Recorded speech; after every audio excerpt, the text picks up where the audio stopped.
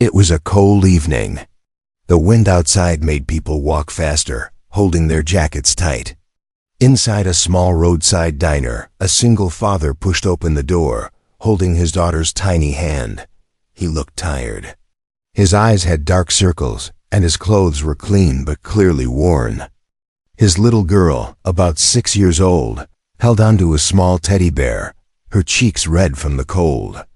They found a corner booth and sat down quietly.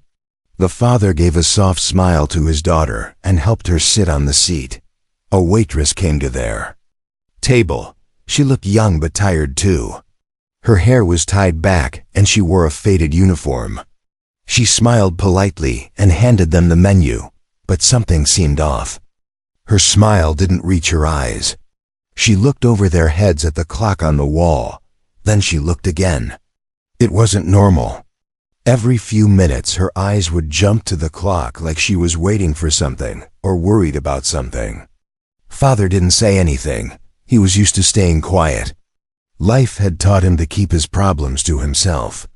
He had lost his job 2 months ago, and things had been getting harder since then. He had applied to many places that day, walked for hours, and didn't want to disappoint his daughter. She had been hungry, and he had just enough left to buy her a small meal. As she looked at the pictures in the menu, he smiled at her again.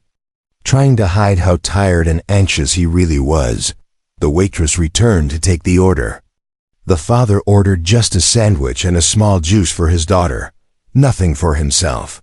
The waitress nodded, but her hands were shaking a little.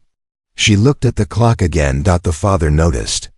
He wasn't someone who liked to get involved in other people's problems, but something about this girl's face reminded him of someone.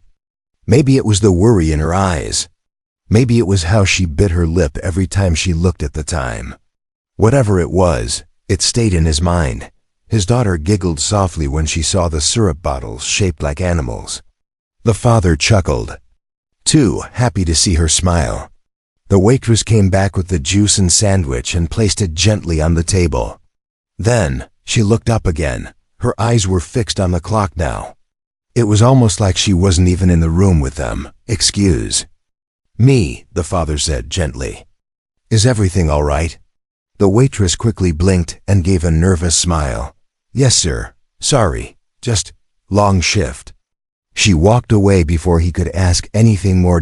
As the girl slowly ate her sandwich, the father kept noticing the same thing. The waitress would serve a table, then glance at the clock, then wipe a table, glance at the clock. Not just once or twice, but again and again. She even looked at the door often, like she was expecting someone to walk in or afraid that someone would. The father's thoughts wandered. He had been through hard times. He knew what fear looked like. He knew the feeling of waiting for bad news or expecting something to go wrong. He had seen it in the mirror many nights. That same kind of fear was now on the waitress's face when she returned to their table to refill the juice. The father asked again, this time more softly, "You keep looking at the clock. Are you waiting for something or someone?" The waitress paused. Her eyes welled up, but she quickly blinked again. She shook her head and forced a smile. "No, I'm okay. Thank you for asking." She walked away again, but this time her steps were slower. Her shoulders looked heavier. The father watched her as she went to the back of the diner. She leaned on the counter and stared at the clock again. She took a deep breath and wiped the corner of her eye with her sleeve. His daughter was done eating now. She looked happy, swinging her legs under the table, humming a small tune. The father smiled at her, but his mind stayed with the waitress. Something was clearly not right. But he didn't want to push her. He took out the last few bills from his wallet to pay, counting carefully. He left a small tip, though he could barely afford it, and got up. As he helped his daughter with her coat, he looked once more at the waitress. She was still staring at the clock. He didn't know why, but he felt a strange pull in his heart. Like he needed to know the truth, but the truth was going to hurt more than he could imagine. The next evening. The father found himself walking past the same diner again. He hadn't planned to come back. He didn't have much money left, and he had already promised himself not to spend unnecessarily. But something inside him kept thinking about that waitress, her eyes, the way she looked at the clock, and how her smile was hiding something deep. His daughter tugged at his hand, pointing to the glowing sign of the diner. "Can we go there? Again, please?" "I like the animal bottle," she said with a big grin. He smiled back. Her innocence always warmed his tired heart. He checked his wallet, just enough for something small. Maybe a drink. Maybe a few minutes to rest. They went in. The same waitress was there. She noticed them and froze for a second, like she didn't expect to see them again. Then she walked over with a weak smile. "You came back," she said, almost in surprise. The father nodded and smiled politely. "She wanted to see the animal." "Syrup again." The little girl giggled and waved at the waitress.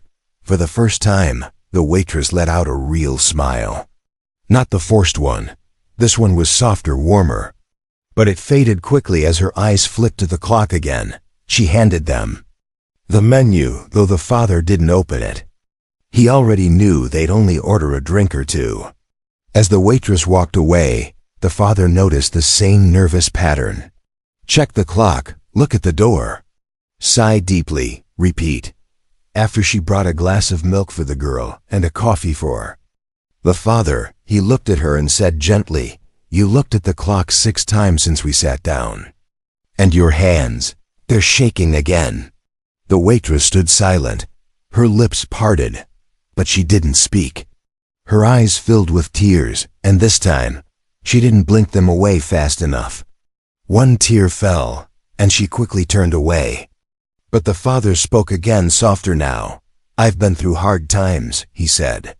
"I don't know what's hurting you, but I know what fear looks like. And it's all over your face." The waitress stood still for a moment, gripping the edge of the counter. Then she turned around and came back to their table slowly. She sat on the empty seat across from the little girl. No one else was in the diner at that moment. The silence felt heavy. "I didn't mean to cry," she said quietly. "I don't usually talk to anyone about it. I don't know why I'm even telling you this." The father just nodded. He didn't rush her. The waitress looked at the clock once more, and then lowered her eyes. "I have a son," she said, her voice barely above a whisper. "He's 3 years old. His name is, well, he's everything to me, but I don't have anyone to help me. His father left before he was even born. My mom lives far away and can't travel. And I can't afford a babysitter every night." She paused, biting her lip hard. "Last night, and tonight too. I left him home alone. Just with some food, cartoons playing on the TV, and the door locked. I told him I'd be back soon. I begged him not to open the door for anyone. But he's just a baby." Tears were now rolling down her cheeks without pause. "I know it's wrong," she cried. "I know, but if I skip work, I get fired. And if I lose this job, I can't feed him. I already owe rent. I'm behind on bills. I feel like I'm choosing between 2 bad things, losing my job or risking something happening to him." The father's heart sank. He looked at her, speechless for a few seconds. His own daughter was sipping milk with a smile, her legs swinging under the table. And now he imagined a little boy, not much older, sitting alone in a cold apartment, waiting for his mom. Not understanding why she had to leave. Not knowing if she'd ever come back, he swallowed hard. "How far is your apartment?" 4 blocks from here. I run every time my shift ends." "And your shift ends when?" 10, she said. It was only 7:40 now. The father didn't speak much after that. She thanked him quietly and went back to work, wiping her eyes and trying to get through the rest of the evening. But every time she looked at the clock, the pain in her face grew. The father watched silently, his hands wrapped around the warm cup of coffee. He had come in for a small break. But now his heart was carrying a burden he hadn't expected, and what he did next would change both there lives. The father and his daughter stayed in the booth a little longer. He watched his little girl draw smiley faces on the napkin with a straw dipped in milk. She had no idea what kind of world they were living in. Maybe that was a good thing. Maybe. It was better she didn't know about things like unpaid rent, late job searches, or children waiting alone in the dark. He glanced again at the waitress. She was still working, trying to keep herself together. She smiled at customers and wiped tables, but the fear hadn't left her eyes. Every time she passed the clock, her lips moved, maybe counting the minutes left or whispering a silent prayer. Father had been quiet for some time. He was thinking deeply. He didn't know this woman. He had no idea what her full story was, but he knew that kind of desperation. He'd been there himself once when his wife left and he had to care for their daughter alone. He had walked long roads alone, with no help, no guide, just fear in his heart and hope in his hands. His coffee had gone cold, but he wasn't drinking it anymore. He was thinking about her son. A small child waiting, possibly scared, in a dark apartment, holding on to his mother's words, "I'll be back soon." The father slowly got up and helped his daughter put on her little jacket. She hugged her teddy and smiled at the waitress on their way out. The woman waved at her gently, but didn't meet the father's eyes. Maybe she was embarrassed. Maybe she didn't want pity. But that didn't matter to him. Outside, the wind had become colder. The father stood on the sidewalk for a moment, staring at the sky. Then he bent down to his daughter. "Sweetheart, do you want to go on a short adventure with me before bedtime?" She nodded with excitement. "Will there be stars?" "Maybe," he smiled. They walked quietly through the streets. He didn't use his phone. He didn't even know the exact building. But something told him it wouldn't be hard to find it. Wasn't. A few blocks later, he saw it, an old, tired building with lights flickering in the hallway windows. A man was walking his dog nearby, and the father politely asked, "Excuse me, do you know a young waitress with a child who lives here?" The man looked at him, a little confused at first, then nodded slowly. "Yeah, I think so. Top floor, apartment 3C. She's nice. Keeps to herself." The father thanked him and climbed the stairs, his daughter holding his hand tightly. They reached the door. He stood there quietly, unsure what he was even going to say if anyone answered, but no one did. He gently knocked once, twice. Still no answer. Then he heard something, a small rustling sound inside.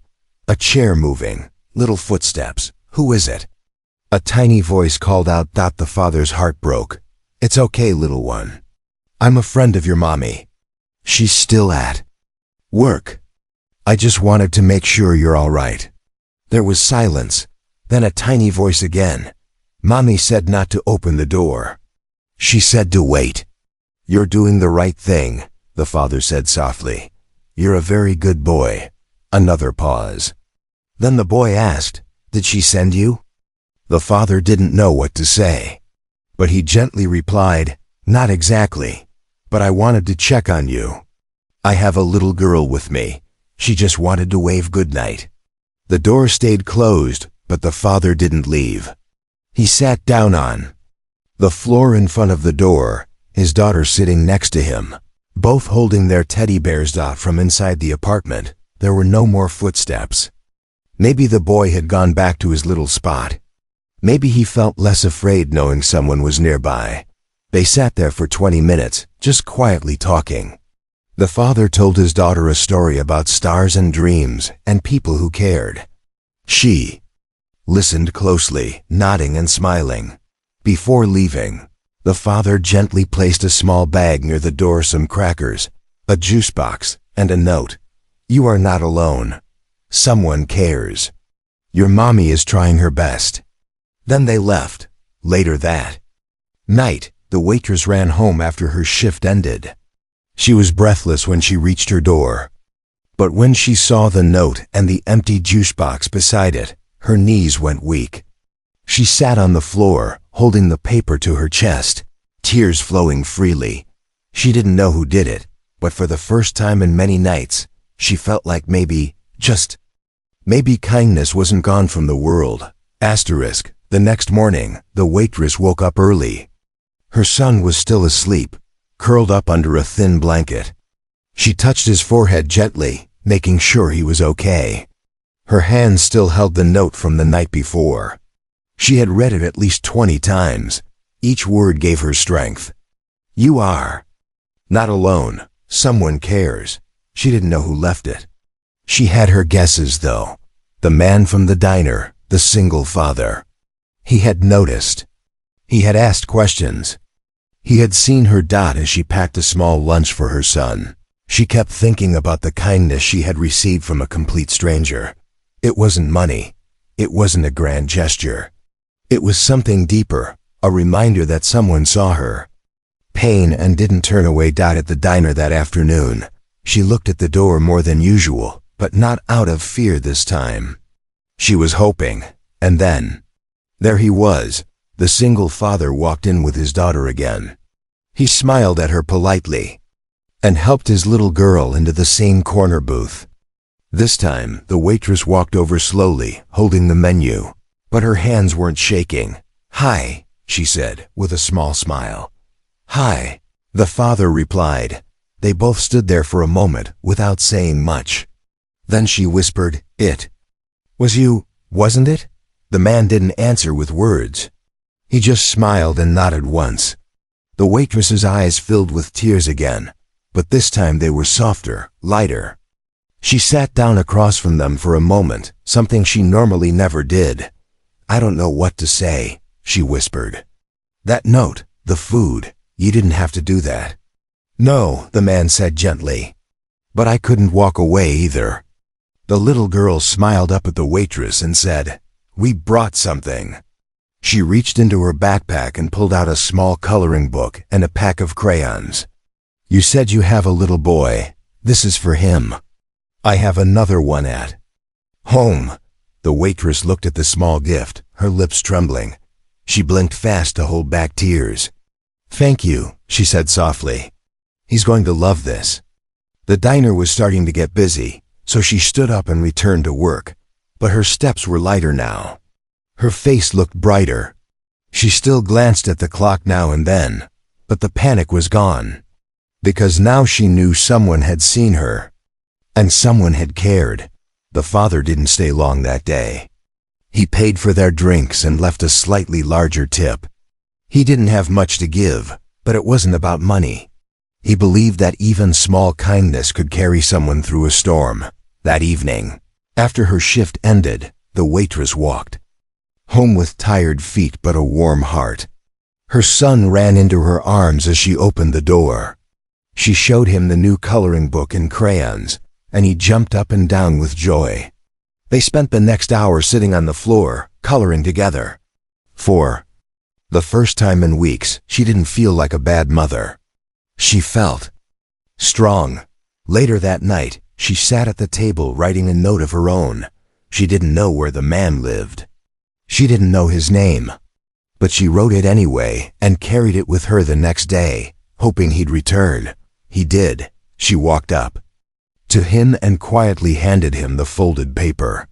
He opened it later, after they left. It read, "You don't know what you did for me, but your kindness saved me from falling apart. I thought no one cared. I thought I was invisible. But you made me feel seen. Thank you for reminding me that I'm not alone in this world. I hope one day I can do the same for someone else." The father folded the note carefully and placed it in his coat pocket. He looked down at his daughter, who was humming happily, swinging her legs. He didn't do it for thanks. He did it because he knew what it meant to suffer in silence. Because he remembered the nights he sat alone, wishing someone would knock on his door just to say, "I see you." And now, without even planning it, he had become that person for someone else. Weeks passed, and the seasons slowly changed. The wind was no longer as bitter, and the sky stayed bright a little longer each evening. Inside the small diner, things also began to change, not in big ways, but in little, quiet moments. the waitress. No longer checked the clock with fear. She still looked at it, but now it was to see how soon she could get back home to her son. Not because she was scared, but because she was excited. Her shift ended and she walked faster, smiling as she imagined him waiting at the window, crayons in hand, one evening. She arrived at work to find an envelope taped to the back wall of the kitchen. Her name was written on the front in neat, clear letters. Confused, she opened it slowly. Inside, there was a card and a folded paper. The card was from the manager. It read, "I've been watching your hard work. You never complain, and you always show up. I spoke to the owner. Starting next week, you'll get the morning shift instead. It pays the same, but now you'll be home with your son in the evenings." The waitress stood still, unable to speak. Her hands trembled, but not from stress this time. She was crying and smiling, both at once. Behind the card was the folded paper. It was from the father. "I've been there before." Struggling in silence, wishing someone would notice. "You're not invisible. You're not weak. You're strong, even on the days you don't feel like it.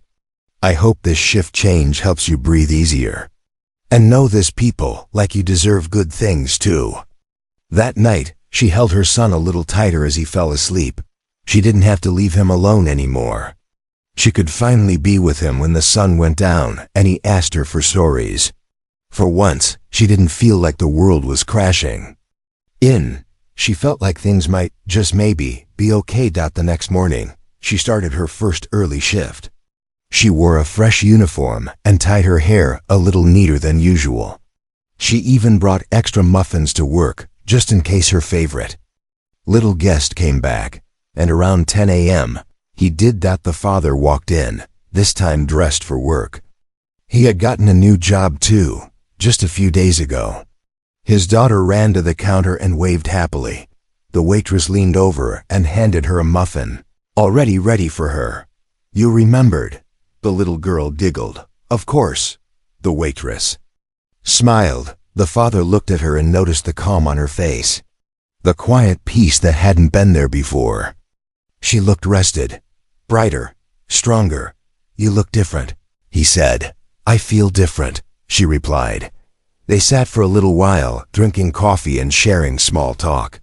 It wasn't a dramatic moment, no big speeches, just two people who had survived their storms and somehow helped each other along the way. Before leaving, the father stood and said, "I never told you this, but when I first came in here, I was having a really hard day. I didn't think I'd even have enough to keep going." The waitress looked at him, surprised. "But then I saw you," he continued, "and something in your eyes told me to stop focusing only on my pain, to look around, to help if I could." The waitress said nothing for a second. Then she whispered, "That's the strange thing about struggle. Sometimes it teaches us how to see others better." They both smiled. As the father and daughter walked out of the diner, the waitress stood at the door and watched them go. The little girl turned and waved one last time. From that day on, they didn't see each other every day, but they became a part of each other's lives in small ways. A note on a birthday, a visit now and then, a coloring book left behind, a muffin saved in the morning. It was never about big actions. It was about choosing kindness, even when life gave you every reason to turn away. And somewhere in that small diner, a clock still ticked on the wall, but now it didn't count down to fear. It counted forward to hope.